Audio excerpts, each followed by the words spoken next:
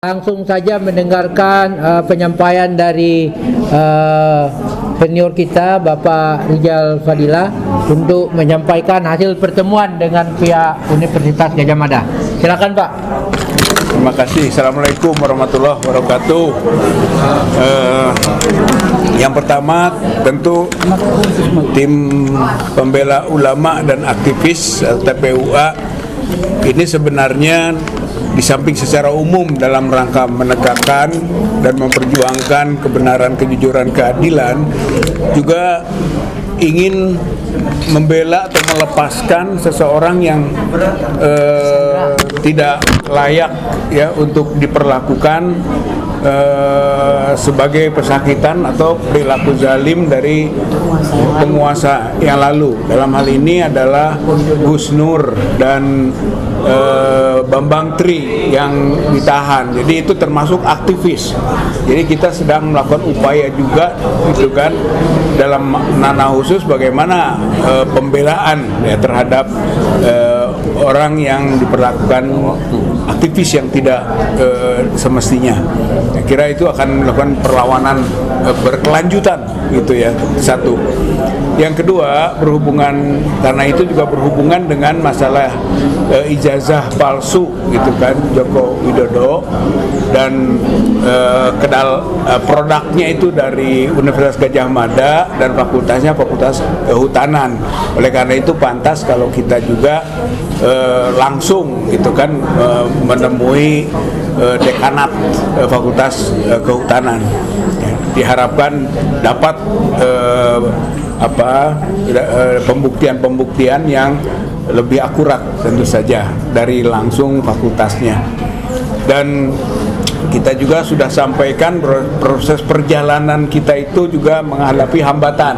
Jadi bukan berarti sengaja kita membagi dua, ada dua dulu, Dr. Rismon dan Dr. Roy, kemudian baru kita, gitu kan? Tidak, tapi bukan begitu. Kita awalnya ingin bersama-sama, ya. Tapi tidak bisa karena ada hambatan. Nanti kita melihat bahwa memang TPUA menghadapi hambatan-hambatan. Ya, hambatan yang terjadi adalah di jalan, sebagaimana diuraikan terdahulu, gitu kan? Nah, hanya secara legal standing, gitu ya. Legal standing TPUA itu harusnya satu paket, ya, berlima, itu bukan masing-masing, gitu kan? Sehingga kalau memberi penjelasan dekan ataupun rektor atau rektorat, gitu dekanat, memberi penjelasan kepada Dr. Roy Suryo dan kepada Dr. Rismon, gitu kan?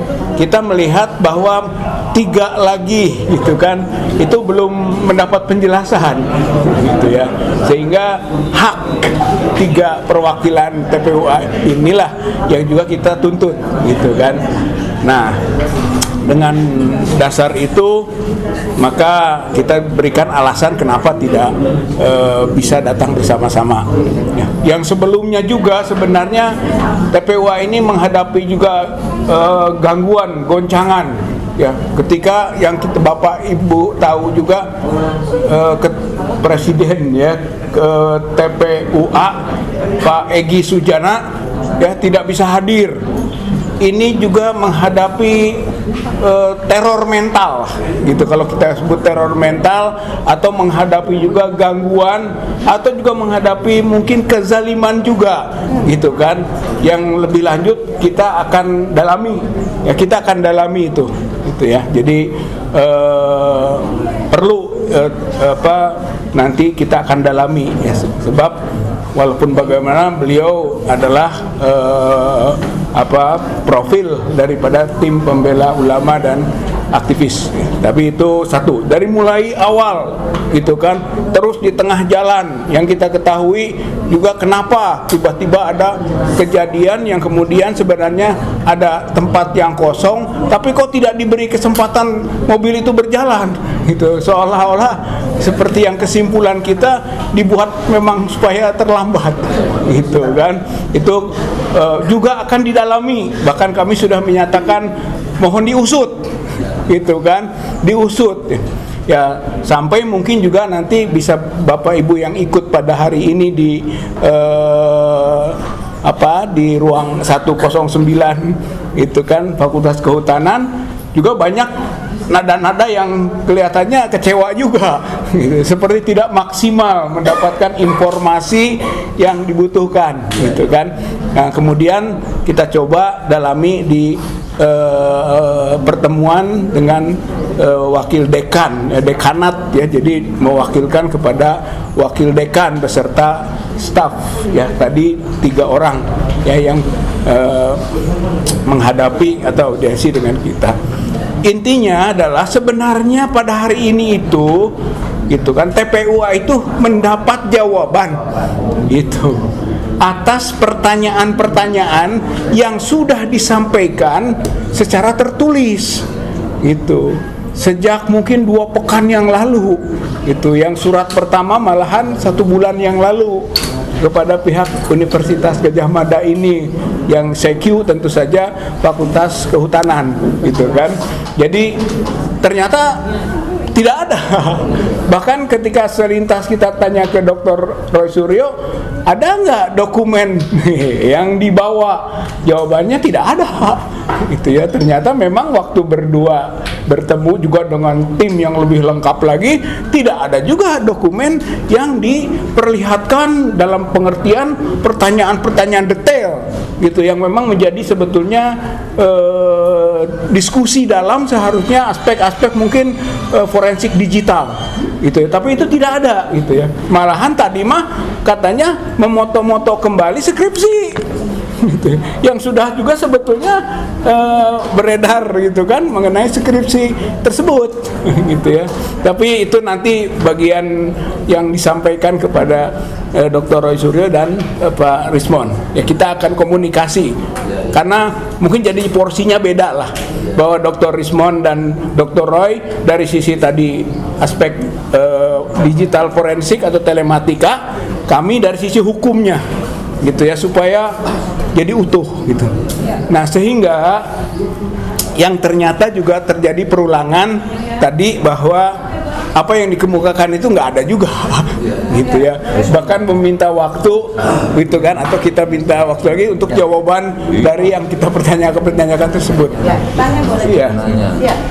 Jadi gini, pertanyaan pertama, mohon diperjelas kiranya tadi informasi yang kami dengar bahwa ada kemungkinan ini Presiden TPUA mendapatkan kriminalisasi.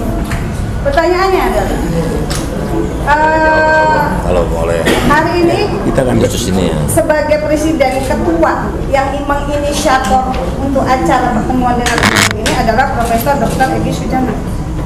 Kalau boleh tahu, kami ini khawatir ya, di mana keberadaan beliau hari ini, apa yang terjadi dengan beliau hari ini.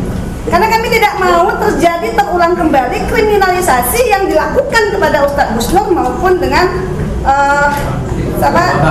Bambang Tri. Jadi nggak apa-apa, dibuka aja, jangan sampai ada lagi orang-orang kita, tokoh-tokoh yang peduli dengan bangsa ini dikriminalisasi.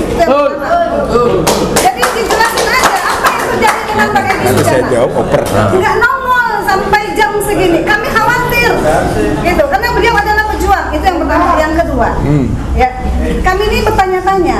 Tadi kan dari Bang Roy Suryo dengan perwakilan 3 orang, kami tidak mendapatkan jawaban ya, untuk memastikan bahwa apa yang pertanyaan-pertanyaan yang dibawa, pihak UGM itu bisa membuktikan bahwa ijazahnya ini asli gitu. Nah, kami yang bertanya, tadi yang ditanyakan ke sana apa saja? Ada tidak setelah keluar dari ruangan itu yang kami bisa bawa cerita bahwa oh iya, ternyata pihak UGM tidak bisa membuktikan bahwa ijazah Jokowi itu adalah asli karena tidak bisa menjawab pertanyaan-pertanyaan apa aja.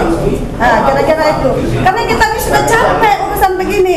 Seharusnya pihak UGM itu simpel aja. Kalau memang ijazahnya itu ada asli, tinggal liatin aja, ini loh ijazahnya clear, semuanya sudah. Gitu. Terima kasih. Assalamualaikum warahmatullahi wabarakatuh.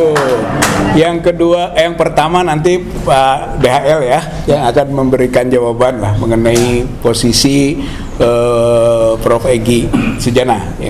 Yang kedua itu berkaitan dengan masalah ijazah. Memang sampai tadi juga belum bisa terkonklusikan bahwa ijazah Jokowi itu asli. Bukan hanya asli, ada dan tidak juga belum terklarifikasi. Parah, Gitu kan?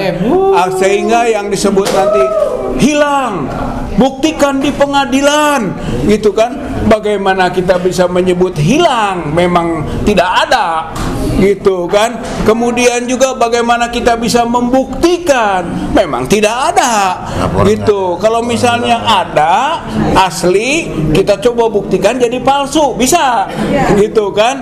Atau tadi seperti yang pertama itu hilang, katanya, ya kita akan cari kenapa bisa diganti begini-begini. Memang tidak ada, gitu kan? Jadi nanti akan menimbulkan satu hal yang problematik, gitu istilahnya. Itu sangat mendasar sekali menurut saya. Itu adalah, atau kita juga sampai saat ini, sampai saat juga tadi kita berdiskusi, hal itu belum terkonklusikan, belum terbuktikan, gitu. Nah, bahkan dengan pertanyaan-pertanyaan yang kita kemukakan, ya masih menunggu waktu lagi untuk menjawab itu.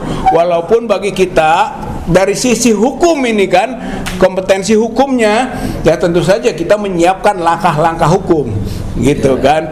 Baik itu langkah hukum yang berhubungan dengan keterbukaan informasi publik, tidak boleh disembunyikan, tidak boleh dibiaskan, tidak boleh disimpangkan, karena itu berkonsekuensi hukum. Itu menjadi perhatian kita kan sebagai langkah berikut.